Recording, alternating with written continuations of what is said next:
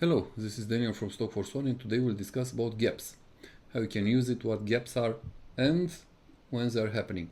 First of all, we'll discuss about gaps for the small stocks, and after that we'll discuss about gaps for the big ones, because there is a big difference in between gaps from one and the other.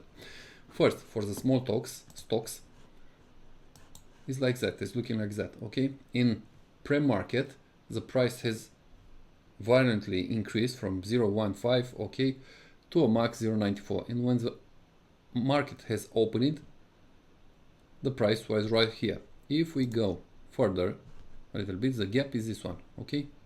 Mind the gap. If you know the tube in London, it's a big hole here, and it's looking like a hole. Generally, for the small stocks or the penny stocks, a shitty stock will always be a shitty stock, and the price will always come back. This is happening because generally either there are no, let's say, sellers, a market maker has blocked, I don't know, the selling in the aftermarket or in pre-market. You will see. Let's go and change a little bit here. No, let's go to need something larger, okay, heavier, sorry, TTMP, okay, we're always presenting this one. You see, from 5 when the market is open to 8, so it's a little bit different.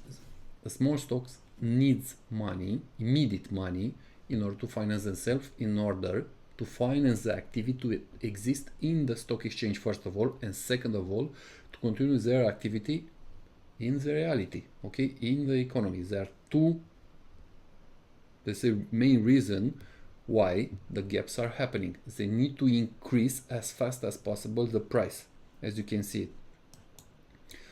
Okay, so how you can, let's say, profit from something like that?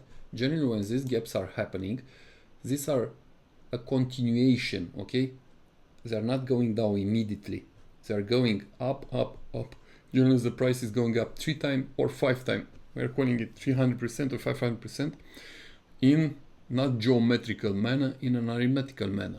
So from 5, this went straight up to 14, but not enough. 3 times. It needs something like 25 in order to have a proper offering, and this will happen in the near future. So from here we'll go possibly to 25, otherwise we'll go back down to this one or maybe lower. When it's about big guys like Microsoft, okay, generally they are always closing their gaps. Why? It's a matter of pride, it's a matter of reputation in the market.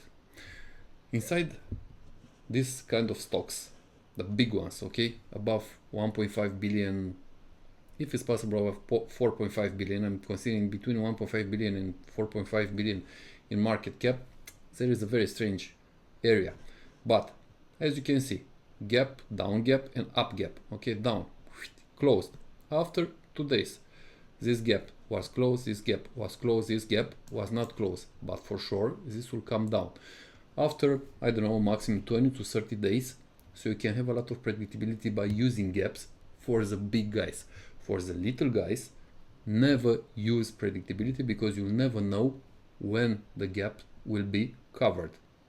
That's the main idea. Why I was talking about pride and reputation when it's about the big guys, because inside these stocks are invested large investment funds, hedge funds, pension funds, investment banks, and so on. They are getting the money from some people that are generating a lot of money from businesses, because they are allocating capital to their capital investment, not only to luxurious cars, to yachts, to art, and so on.